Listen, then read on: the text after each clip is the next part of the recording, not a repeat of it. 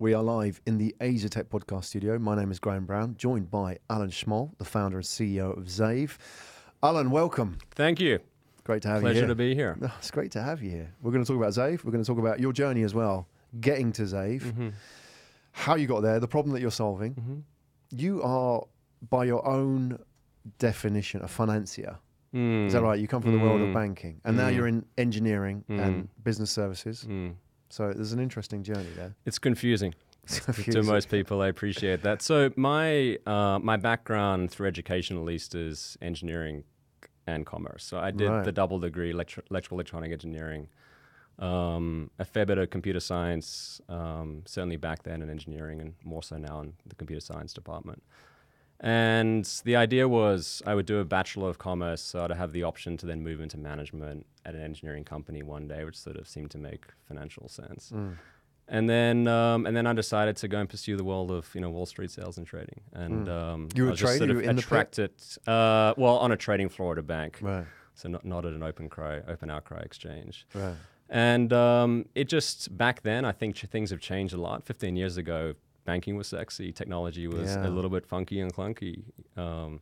And I sold my soul to finance for a good part of 10 years. Yeah, and the big names in finance as well. The big banks, the Bank of America, Merrill Lynch, which were the main guys in that space, right? Yeah. So it's like the premium names. You're right. Back in that day, the best blood the talented people went to investment banking, and they went into that space, right? Whereas now they go into technology, right? But that was how it happened, right? So that's where you kind of learnt your trade, your craft, right? Sales, brokering. So mainly trading and trading in primary securities. So the equivalent of an IPO and bond is a new issue. So in the new issue market, so primary trading new issues.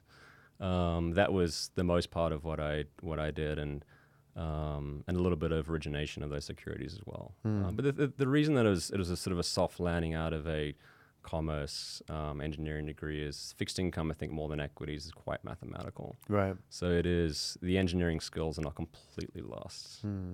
Partly lost, but not completely lost. Isn't it? Yeah. And there are some very sophisticated structuring teams, and they tend to sit in fixed income. Right. If you look at the global financial crisis in 2008, it was produced by the fixed income departments in overstructuring securities, collateralized debt obligations, et cetera. So a lot of that tend to come out of that part of the bank. Are those now the teams that are getting replaced by algorithms? Are they sort of slowly being edged out now that a lot of that is replaced by high frequency trading and so on? Yeah.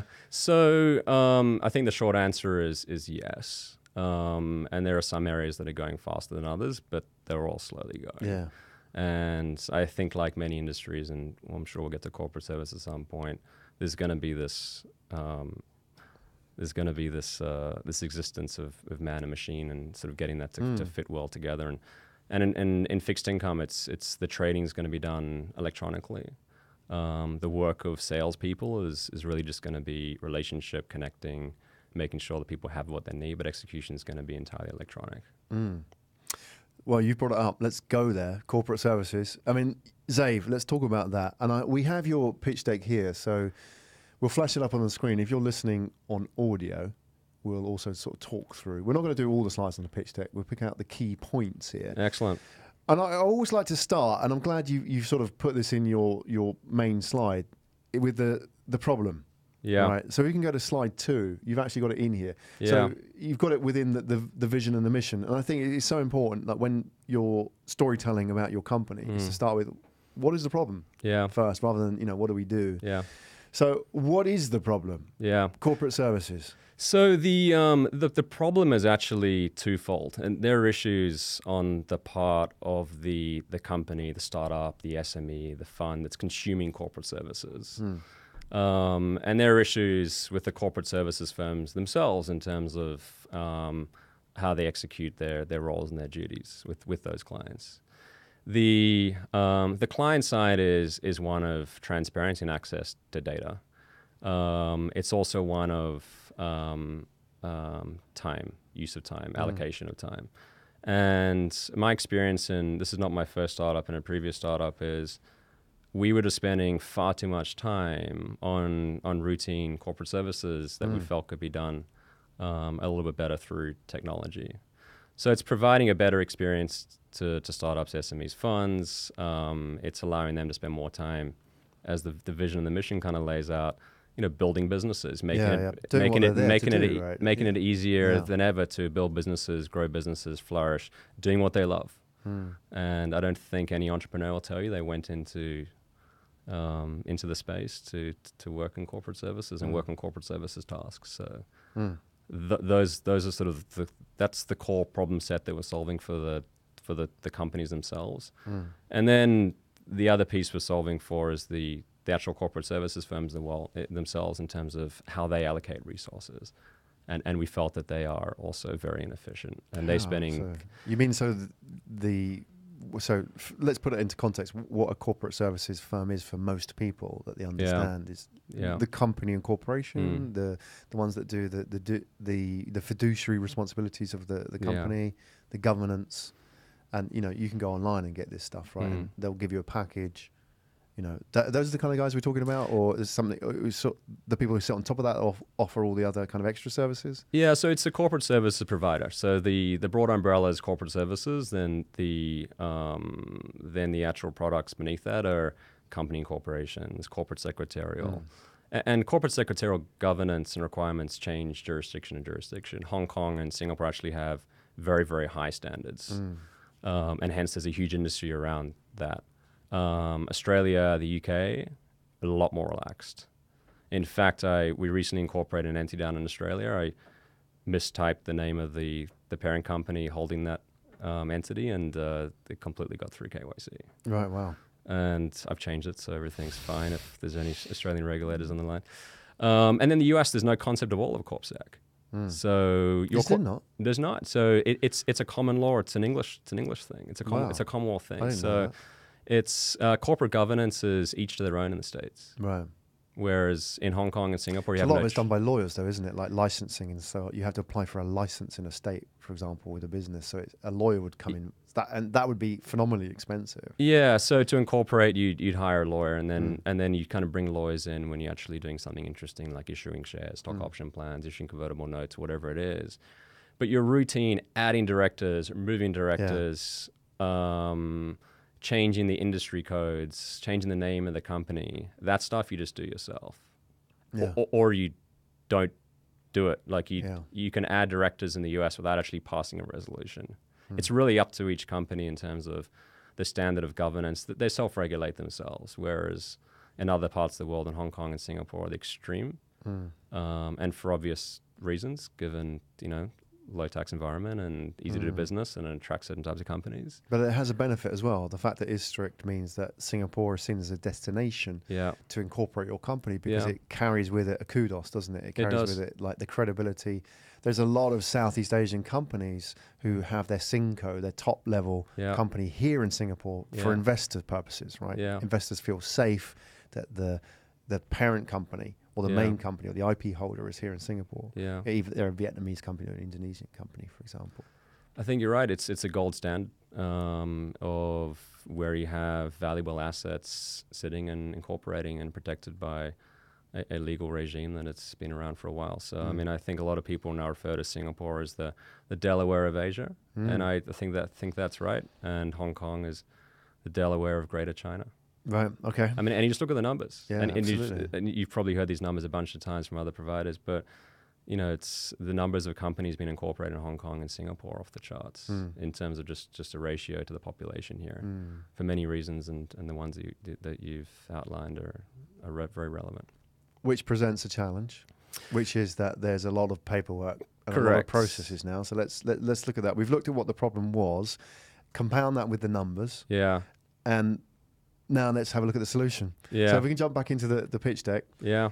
Slide 3, we have the Zave solution. And I'm curious about how you're sort of going about this, and also sort of how you're going about it slightly differently to everybody else. So your services suite. So tell us a little bit about what actually you do, and then also how you're doing it differently. Because there's a lot of companies, from the mom and pop stores who are running corporate sec to the large guys, who've been around for years, right? So let's start here on slide 3. So what have we got here? So in terms of the services suite, there are hundreds of providers in Singapore that could show you the same slide. Some of them also do other things like they provide auditing services. So we're not a public accounting company. We provide bookkeeping, we prepare financial statements, but we're not auditors. We have a community of auditors that work with our clients as and when they need to get audited, involuntarily or otherwise. So that page is actually not how we differentiate ourselves. Those are the same bubbles you should see on any reputable corporate service provider. It's the way we deliver the service that I think is different, and it's the way that we work with, the industry so they can be more efficient on what they do delivering those services. So I think there might be a screenshot of one of our products. Yeah, I think it's with the compliance static. Keep going. I think it's about 5 or 6. No. Yep. There we go. Yep. Back one up. So that's the dashboard. Yeah, it's the one above, isn't it? Yep. Yeah. No, sorry. Yep, there we go. That's it. Yes, the one below. That's what I meant. Stay there. Yeah. Easy mistake. The dashboard. Sorry. So this is the dashboard. So I'd say around 20% of what we develop, the clients see. I'd say 80% of what we develop, the corporate services firm, which right now is us, but that model's evolving. Sees. Okay. So what we have here is what the client sees. A little bit like Slack or Atlassian, you have your own dedicated URL. So if ATP Podcast was to use it, it'd be atppodcast.zave.sg. It's like Gmail, it's always on. You can access it as you'd access your email, your Gmail. And then there are a bunch of things that you can do. So the screenshot you have up here is the compliance dashboard. It's a window into compliance world. So it's bringing transparency to what is in an Excel spreadsheet somewhere with you or the professional service provider. It's all there. So dates and deadlines, financial year ends, when your AGM is due, when your annual return is due, when your tax return is due, your Form CS. Exemptions, are you audit exempt? Are you ECI, which is the tax computation exempt? Are you licensed? If you're FMV, what license do you have? And where are you keeping a track of all that? This is a solution to provide an easy way for people to know exactly what they're exempt from and what their dates and deadlines are. Right, and this would be, on the other side of that would be the corporate services provider, right? Who they could communicate with. Correct. So that's the static dashboard, and then there's a bunch of other kind of features there. I think the next one that I'd love to kind of run through is the tasks module, because this really hits at the heart of the inefficiencies between corporate services providers and their clients. So there should be a screenshot of tasks. I think it's after. Yeah, there we go. That's it. So So taking a little step back, when we first started looking at this industry, and for us, we kind of came at it from the perspective of how can we make bookkeepers and accountants more efficient? And we've now broadened that out into other workflows. CorpSec, again, CorpSec is only really a Hong Kong and a Singapore thing, whereas accounting and the efficiency around producing companies' accounts, that's a global pain point. So that was the most interesting bit to us. CorpSec, Hong Kong, and Singapore. So we need to have that in these markets. And what we realized, and when we surveyed a bunch of bookkeepers, that are using QuickBooks Online or using Xero or using Sage or whatever it is, a very small percentage of their time is actually spent reconciling transactions and producing financial statements. The vast majority of their day was spent communicating back and forward, seeking missing documentation, chasing asking for the nature of transactions. Money just left your account, Graham. Where did that money go? Money just came in. Who did that money come from? There's a supplier there that we've not heard of. It says Amazon. So what is that? Is that server expense? Is that books? All that kind of stuff. So we found that the lion's share of the day is actually spent on that communication, the collaboration kind of back and forward. So that's where we entered this space, in tackling that efficiency. Have your stuff online, a dashboard, access your documents, your registered mail, fine. That's there as well. I think the more challenging problem set that we're solving for here is those efficiencies. Right. And that's where the AI kicks in. Right. So this is, okay. That's my question. Is like, how? Here we go. Yeah, because right now is I think what the market is very much the cutting edge of corporate secretarial services or corporate services is taking what was once offline on a laminated spreadsheet or a laminated sheet online and creating dashboards. Yeah. But as you said, even if you were to do that, a vast percentage of it is still this chasing up, which is vastly inefficient, right? Yeah. Inefficient, right? Yeah. Which is like, Alan, like it's 3 weeks now and I've been asking for this receipt, right? Where is it? That sort of thing, which is just not, it's not a good experience either. So tell me, AI, you've got all my attention now. All right. How do we deal with it? Okay, so there are many applications for AI, needless to say, and there's even a lot of applications within our corporate services umbrella. So why don't we just start with the accounting piece? So let's say a company has 25 transactions going through their accounts every month. The accountant's probably going to have half of them, maybe slightly over half, where they have all they need already to reconcile those transactions because it's a bill and there's a document against the bill. It's a staff expense and there's a document against a staff expense. And there are things that we do to make sure that documentation coverage is really high and we process staff expense and bills for our clients. Regardless, there's always going to be a percentage of those transactions where you need something more, either from an internal stakeholder, your management, or an external stakeholder because you're providing an outsourced service. And that's usually they want to know what the nature of the transaction is, or they're seeking missing documentation. So what we're doing is that's where we have a deep integration with Xero. Your viewers may or may not be familiar. Xero and QuickBooks Online are sort of the two premier global accounting software platforms. QBO is sort of more, although I'm sure they would disagree, but from what I can tell, and the data seems to speak for it, US-centric. Yeah. Xero is Commonwealth country-centric. There's no doubt about it. Xero is the better package here in Singapore and in Asia. So, and it's better for various reasons. The usability is amazing. The way they work with developers like us is incredible. Right. The way they integrate with financial service institutions is amazing. So they have integrations with all the banks here in Singapore, Zave, OCBC, where I believe that's coming online next couple of months. So, there are efficiencies with using Xero. You have the bank feeds, the transactions all come in. So that bit's great. And nobody in their right mind would ever try and replicate anything that Xero has done. That ship has sailed. They've got an amazing platform, and I think they're shooting for the stars. So we build on top of it to provide an experience for clients that are saying, you know what? I don't want to do my books myself. I want to outsource it. So now you're creating a layer between you and your accounts because you're not doing it yourself. And you're either now having to communicate with your accounting team internally or having to communicate with an external accounting team. It's kind of the same.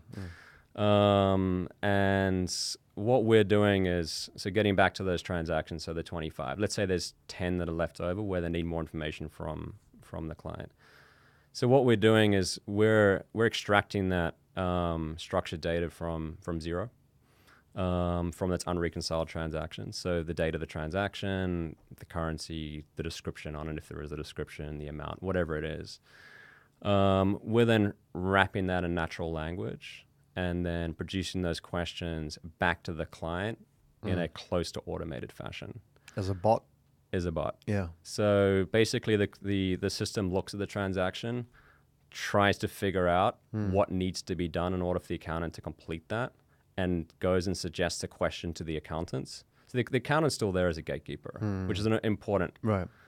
There's probably a scenario in the future where the algorithms get smart enough where there are going to be certain transactions where they're comfortable just for it to go straight out. But certainly for us, we're still in that kind of training phase. And the accountant will review the question. They'll make any changes that they need to make to it. Or if it's right, they release it. We've been running that for all our clients for the past 6 months, and we're already at a stage where 9 out of 10 questions are correct. And that 9 out of 10 times, 90% of the time, what the bot thinks needs to be asked is correct. And you also have the expert backup should the 1 out of 10 not fit into a box. Correct. Right. Which is, it's like having a pilot in a plane. The plane can fly itself, but just in case. Yeah. And that's incredibly important. Yeah. So when the accountant goes in and says, you know what, bot, today you're a bit off. Right. This is what I was supposed to be asking. Obviously we record that and then the machine learns on that. And that's a big part of, and then the chasing up it's been 3 days, it's been 5 days, you've got an AGM coming up, we need your financial statements by this date. You have this many outstanding transactions, all that following up stuff. We're automating part of it, and there's more that we can do there. Because it's part of it is asking it, and then a big part of it is then following up. And the technology's been built in a way where it's really easy for our clients to respond to things. We've kind of gamified it, where there's a tasks module. They can log in at any point and they can see exactly what they need to respond to us on. And if they don't open things, there's like a number that's still kind of flashing in terms of account. So we've actually found feedback from our clients is surprisingly the first thing they do in the morning is they go in there and clear that. Dashboard, yeah. Because it's fun, it's gamified. They want to keep that thing clear rather than digging into an email chain with your accountant. This is, I'm really interested in this for a number of reasons. Obviously, my background is in AI, so I'm always fascinated by how people integrate it and how they use it in, not necessarily, the most obvious fashions like robotics or, changing the world, but, in how we make our lives easier as entrepreneurs as well. So what you're doing, I think, is really interesting. The other part is that, as entrepreneurs, we don't like making decisions, regularly because it sort of removes... we have so much energy in a day as a founder of a business that we have to make decisions, and it's like Barack Obama was once asked, like, why does he have 2 boiled eggs for breakfast every morning? The same thing every day, and he says, look, I make 2,000 decisions a day. One of which is I've got my finger on the button. Like, do you want me to be making a decision about what I'm going to have for breakfast? Right. I think it's the same with founders. It's like, I don't want to be making decisions and worried about, what was I supposed to do?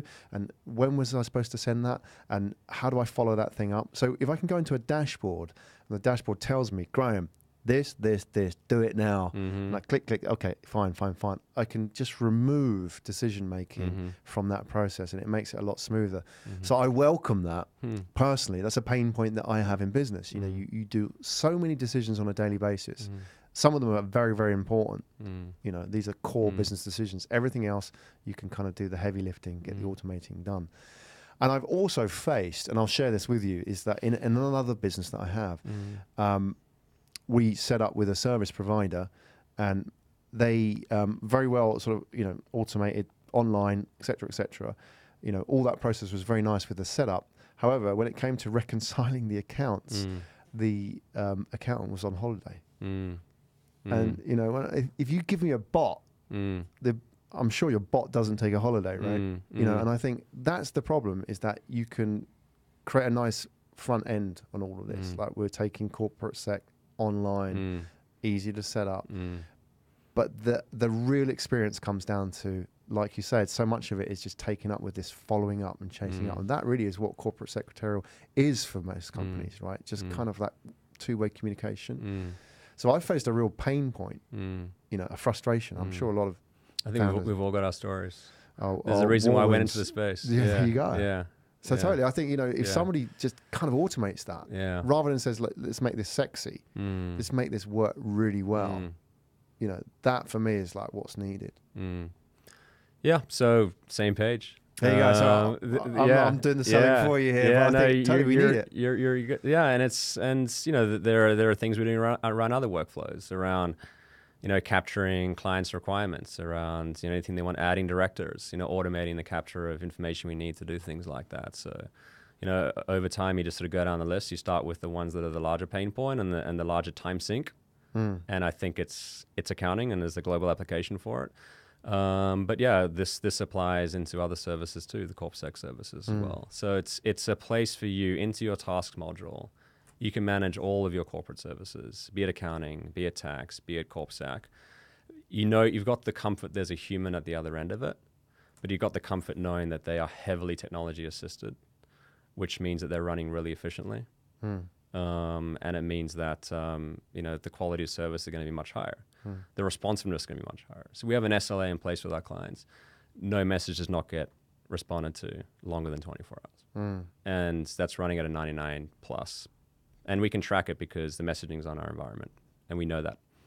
And where there are bottlenecks, again, we've got visibility because we own that data. We can see what's going on and where the bottlenecks are and how we can help the team out to be more efficient around technology or non-technology solutions.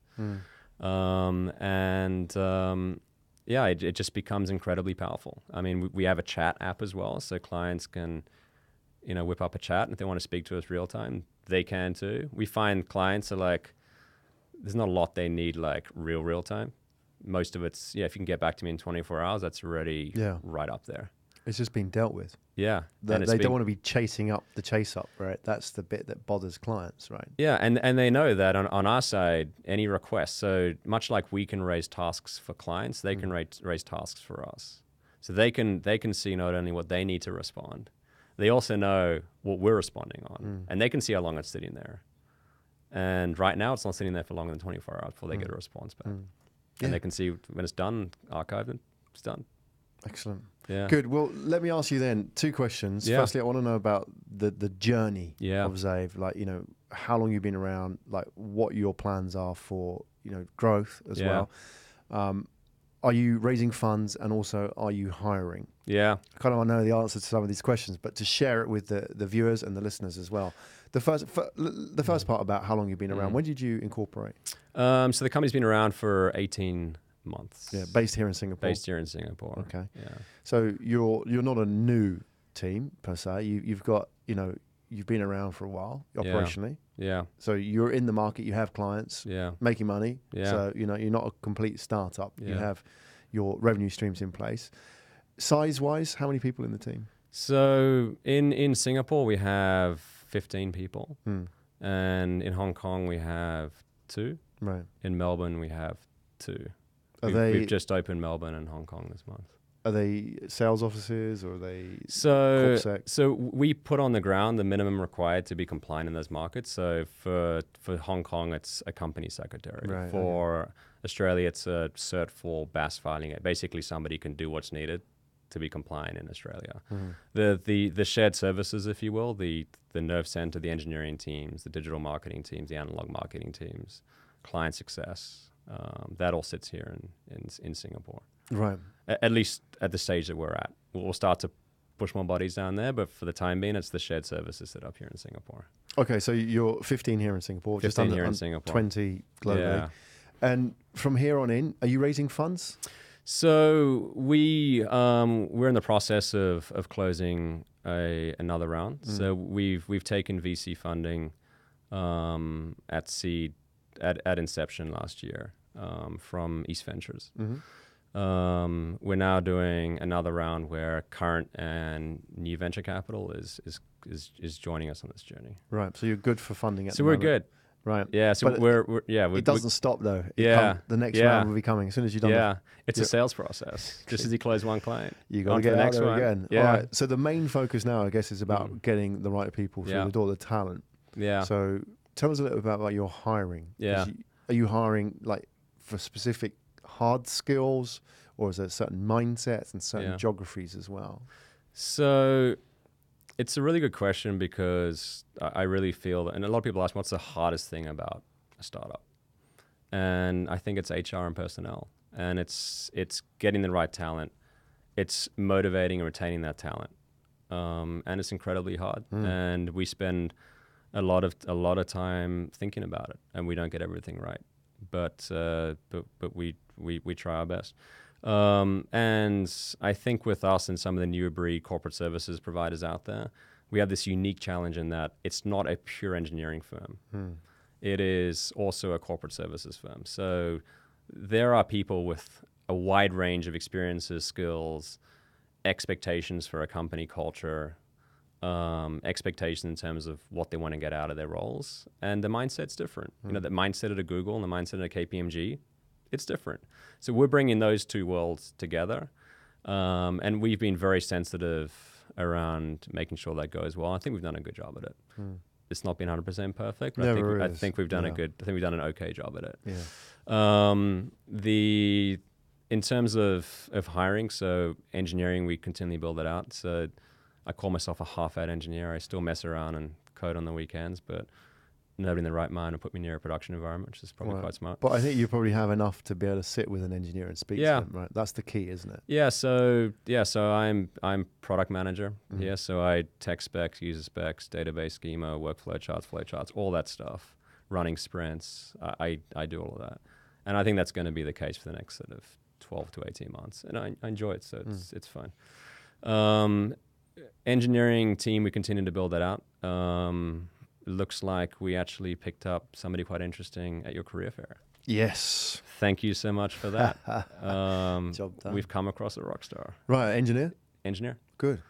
Really solid. So we had a gap in terms of a skill set, or at least an area that we kind of wanted somebody to be more dedicated on. So, I mean, at this stage, we're still hiring full stack developers, but each of them have their own little kind of focus areas. Like some will be more interested in AI and natural language processing, and some will be more interested in the back end, front end, database, whatever it is.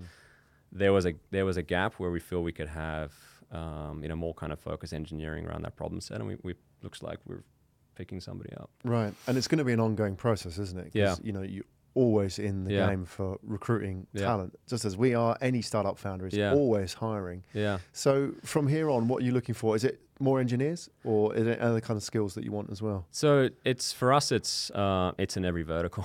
So it's probably not a great answer, but so engineering, of course, we're always going to be hiring. Client success, and we're looking for people coming out of professional services firms that understand what financial statements are. They know what a P&L statement is. They know what a balance sheet is. But they want to work in a more agile environment. So we've had good success hiring people out of the Big Four into client success, and they've been amazing. So these are client-facing roles where somebody would go in and sit and I understand your business. Here's the implementation. Correct. So the way it works here is the onboarding process works. The onboarding client, the prospective client, works with the client success team, and that client success person is with them for the entire journey. So from onboarding to maintenance to any issues along the road to, God forbid, they leave our service, but I'm sure some will. That client success person's there every step of the way, and then they're the gatekeeper. They're the RM for that client if there's any issues, etc. And then there's the company secretaries, the bookkeepers. They work within their professional services team, and depending on what the workflow is, they directly interact with the clients through our messaging systems. Those areas are important as well. So we're always looking for tech savvy bookkeepers, tech savvy corporate secretaries.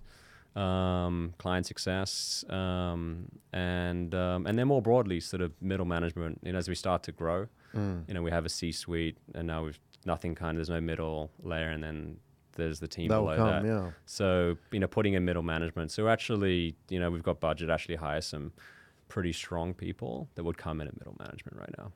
So I guess the key, Alan, is the mindset they're going to bring as well, because you've got a real mix of skills there. You've got engineers, relationship managers, the guys who actually have to do the corporate secretarial work as well, and then the middle managers, process operations and so on.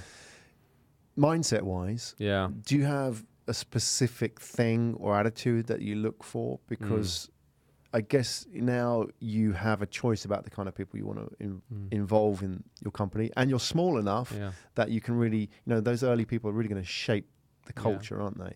So you're very conscious of the culture and the attitude and so on. Is there something that really attracts you to somebody in terms of, they're really going to work at Zave?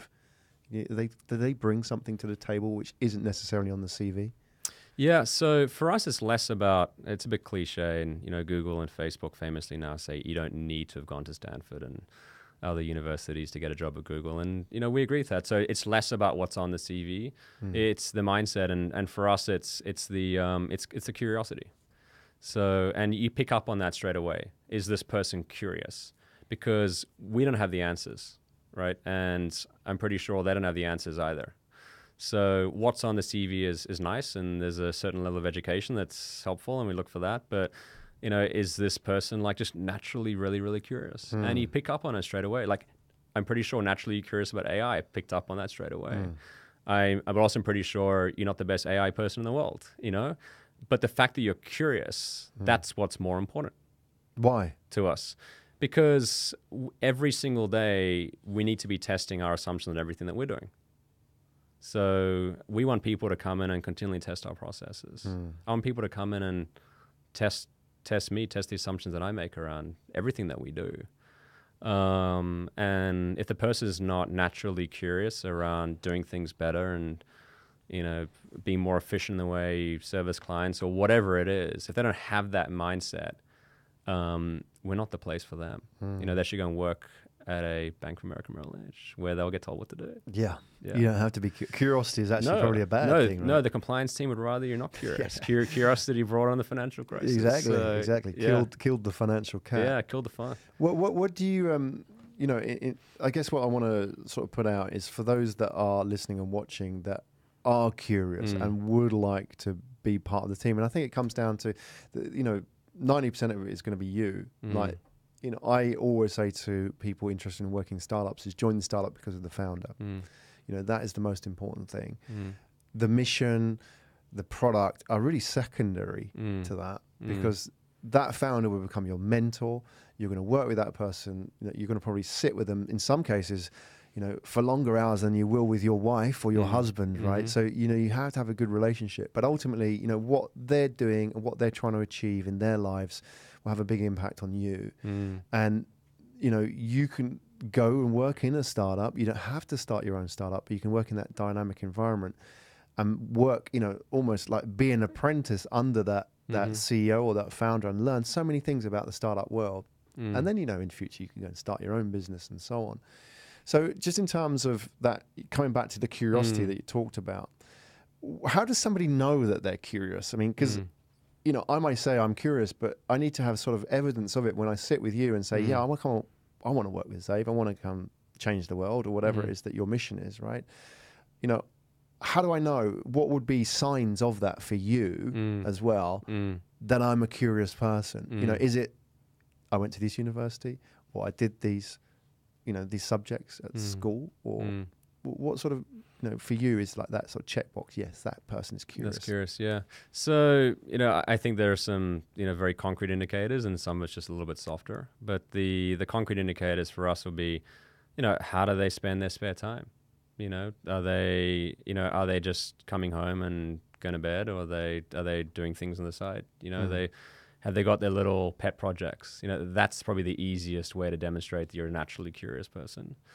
And then beyond that, just, there's quite a bit sort of publicly available around, what Zave's doing, and we have a website, and there's a fair bit of hinting on there in terms of what we do, Absolutely. And, when people come in and they say, listen, we see what you're doing. It sounds super exciting. It's solving a real pain point. This is why I think it is. This is where this is where I see things going. So, getting that demonstration of their curiosity is buying into what I'm doing is really, really important as well. Yeah. Naturally curious, that's great, but buying into my curiosity as well. So, because I'm not going to think of everything.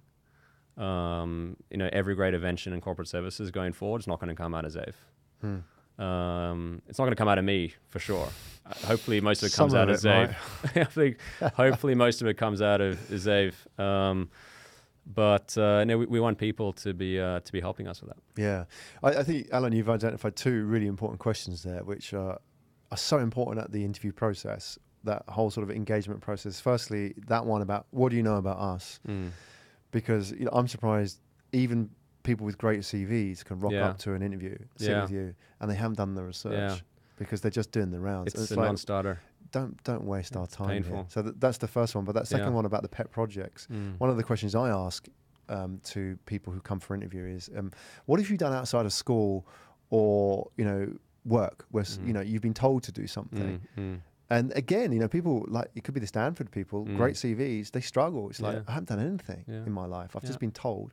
But the pet project people are like, I set up this Instagram store, or I've been running this sort of like, this project with friends for this startup. Those are the people who are really interesting because they do stuff without being told. Yeah. And that's a really important part in terms of how they help grow a company, because it can't be you all the time telling people to do this, that. They've got to come to you with ideas, right? Yeah.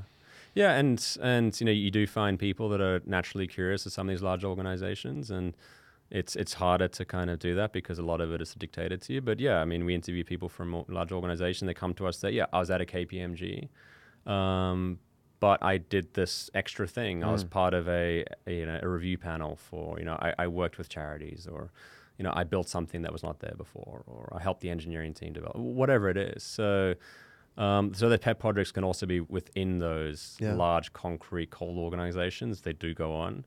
or outside, and we're naturally indifferent. And we understand, like, if you work in a Goldman Sachs and 120 hours a week, you're not going to have a lot of time for pet project. No. But show me what you're doing at Goldman Sachs during your 14 hours of FaceTime a day. That's right. Yeah, good point. Yeah. All right, well, let me sort of dig a little bit deeper just on the culture side, because this is going to be a really important part, not just for people who are interested in joining the team, but also, you know, potential partners long term as well. Yeah.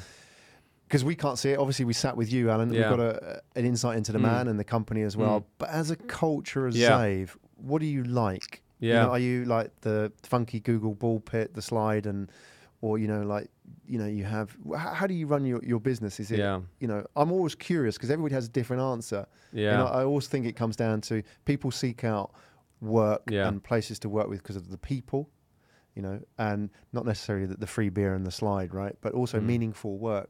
So how is it in Zave? So I think I'd like to think, and my colleagues, I'm sure, would have their views as well. But from what I can tell, we're doing a good job in encouraging a very open organization. So, and that's not just open within our pods, so an engineering pod or a client success pod. We want the organization to be open across the entire organization. So we spend a lot of time ensuring that everybody feels that they're a stakeholder in everything that we do.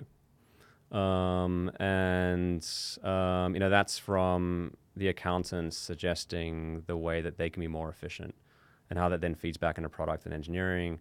It can even be from the engineering team by thinking about the way that, you know, accountants can do things differently, or client success. So, you know, one thing we do as an example of that is, you know, our engineering roadmap is open to the entire company. So that's, you know, it's run on a Trello, and anybody in the company can log in and they can throw a card up there. It doesn't mean I'm not going to throw it to the side and say this is not a priority for us, but everything will be discussed.